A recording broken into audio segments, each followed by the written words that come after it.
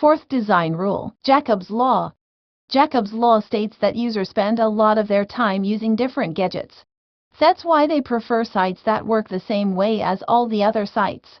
For designers, this means that it is always better to choose usual design solutions that are familiar to users. Tips and tricks of the Jacob's law. Number 1. Use familiar UX patterns. Users should focus directly on products, services, offers, and other content, instead of complex and creative innovations in UX.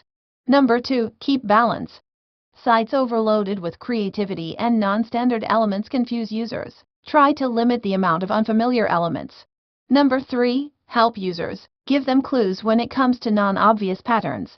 Number 4. Meet expectations. The user should feel complete control over your site. Let users' expectations come true, and they will trust the site and probably come back again. Number 5. Do not deny users' experience. Keep in mind the past user experience, focus on it and use it. It's better than creating something new just because you want to be different. For more design laws and Figma tips, go on my account. And don't forget to subscribe and put your like.